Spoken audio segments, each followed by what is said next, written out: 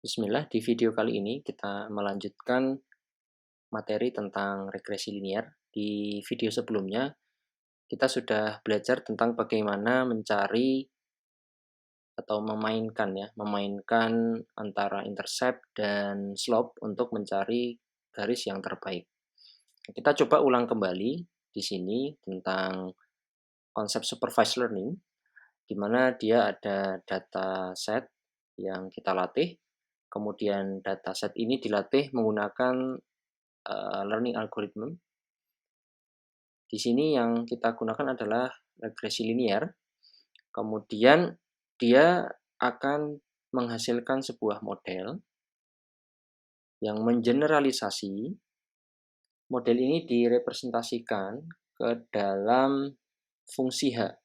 Jadi ada fungsi H.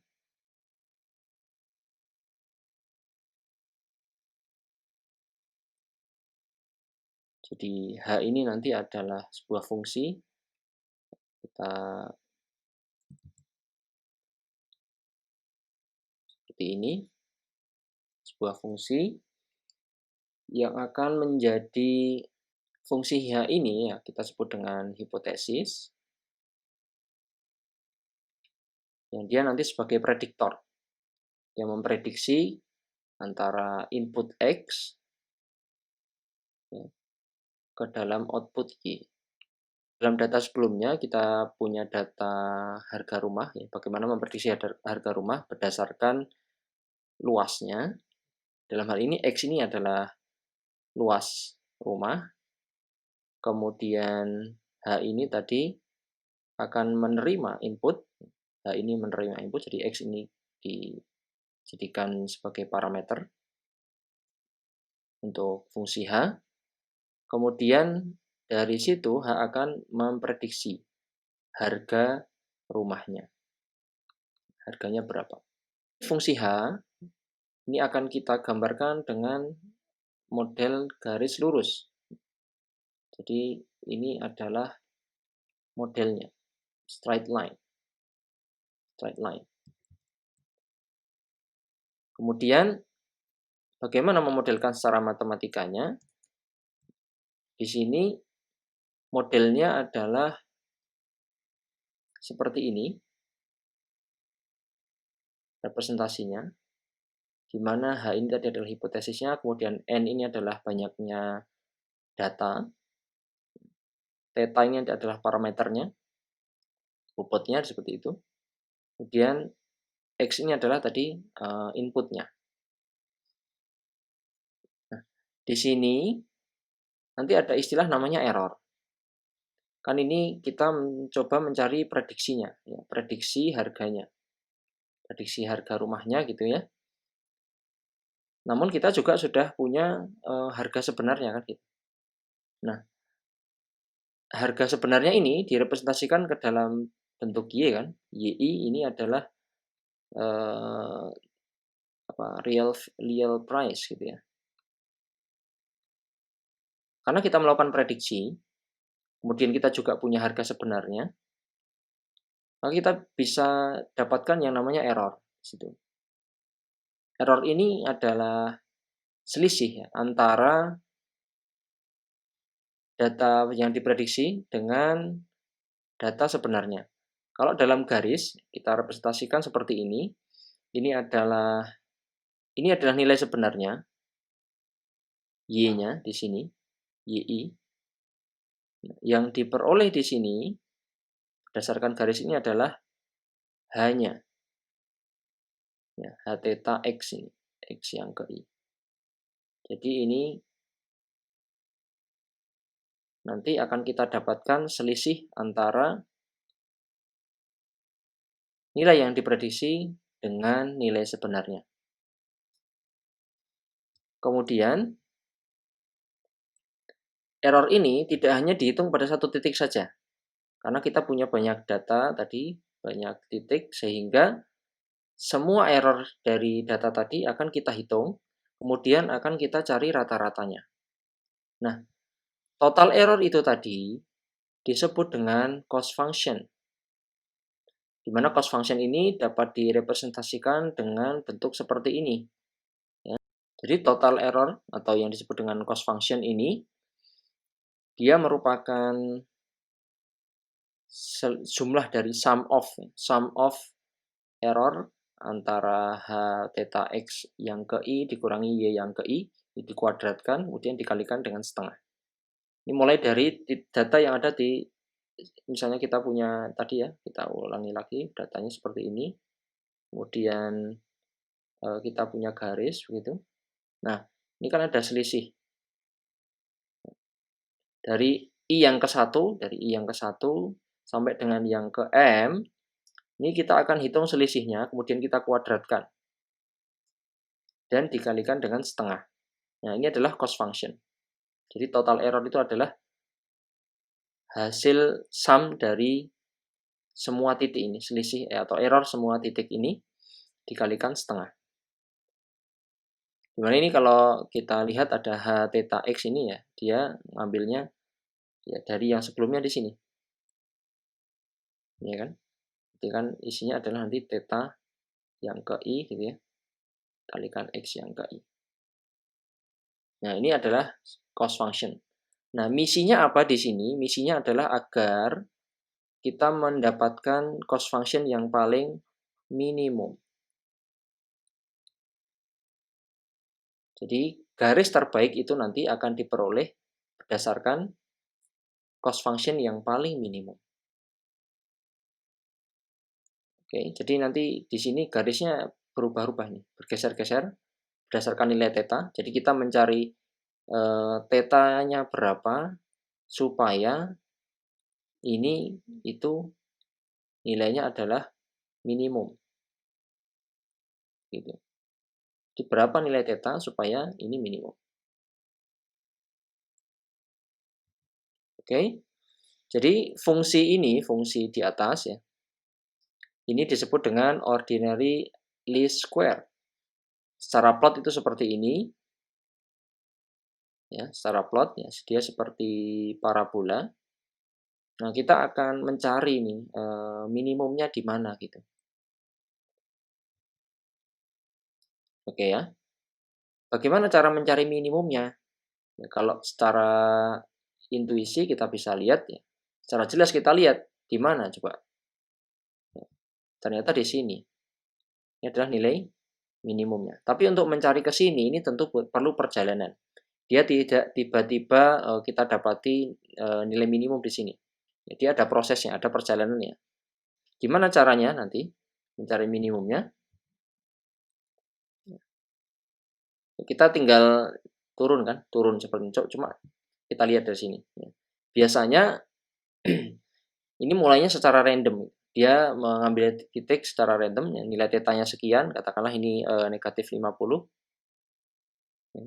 Kemudian dari situ akan turun.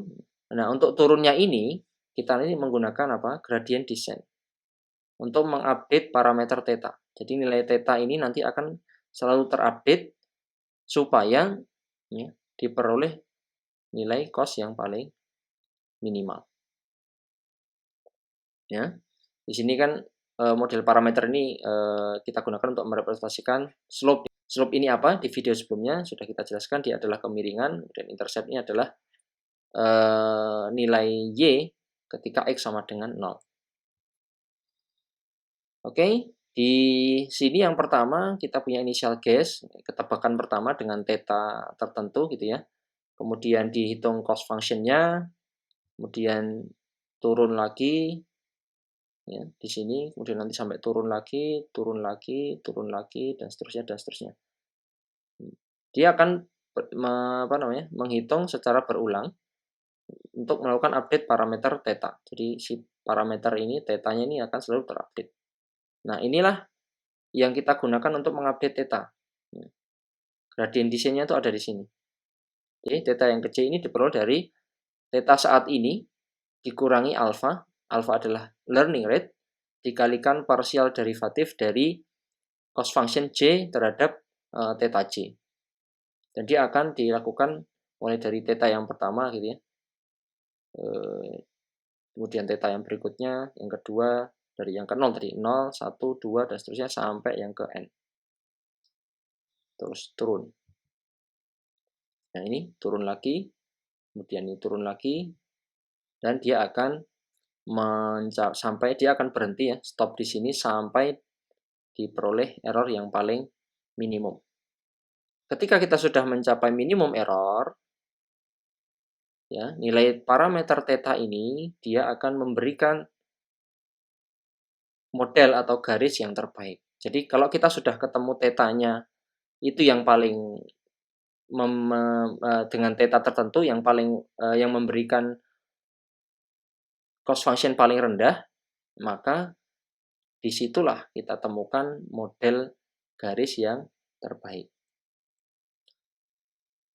Oke ya, secara proses ini, prosedur untuk membuat atau menemukan model terbaik dengan regresi linear di sini.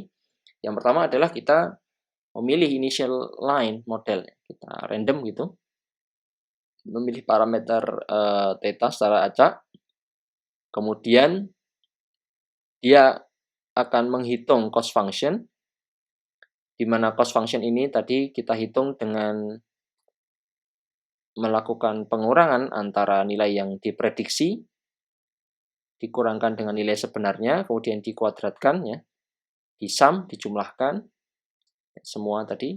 Jadi ini semua error errornya di sini dihitung, dijumlahkan, dikalikan setengah. Kemudian dicari yang apa? Minimum kan gitu.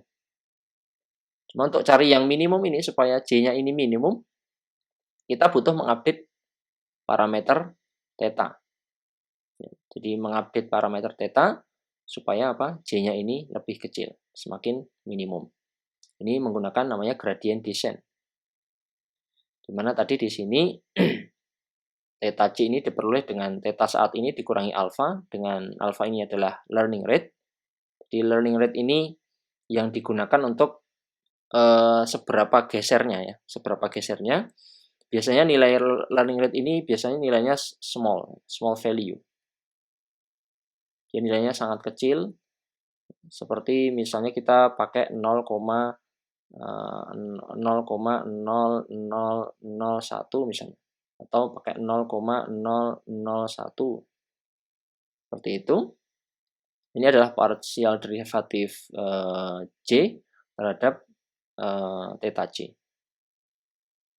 Jadi kalau tadi seperti ini, ya, itu gesernya ya. Kalau learning rate-nya kecil ya nanti seperti ini, kecil, kecil, kecil, kecil. Tapi kalau learning rate-nya besar, nanti bisa ke sana, ke sana, ke sana, ke sana. Nanti malah nggak ketemu-ketemu. Nanti akan selalu update, ya. Dia untuk menentukan seberapa lompatannya begitu. Dan dia akan dilakukan secara berulang ini, langkah 2 dan langkah 3 sampai dengan datanya sampai dengan konvergen. Di mana konvergen ini diperoleh nilai J yang paling minimal. Secara ilustrasi saya tunjukkan seperti ini kurang lebih proses pencarian garis yang tepat dari data ini gitu ya, untuk mencari garis yang paling bagus. Jadi ada proses penyesuaian tadi, gerak dari bawah gitu ya, seperti itu. Baik, ini kurang lebih cerita tentang bagaimana proses mencari garis terbaik pada regresi linear. Oke, secara ringkas kita recap ya, bahwa learning procedure di penjelasan sebelumnya ini adalah pendekatan yang paling sering digunakan, yaitu pendekatan parametrik yang digunakan di dalam mencari model di machine learning ataupun deep learning. Nah, kalau kasus yang tadi, ini kan kita berbicara tentang data yang sifatnya outputnya adalah continuous. Seperti harga rumah, tinggi, kemudian temperatur, kemudian mungkin berat badan, dan sebagainya. Nanti ada pertanyaan bagaimana kalau datanya itu outputnya adalah yang diharapkan discrete. Misalnya dia lulus ujian atau dia gagal gitu ya, iya atau tidak gitu ya, 1 atau 0 dan seterusnya. Yang ini nanti modelnya nonlinear. Nah, kalau seperti ini kita akan gunakan pendekatan yang lain. Kita tidak gunakan pendekatan regresi linear. Insya Allah kita lanjutkan di video berikutnya. Terima kasih.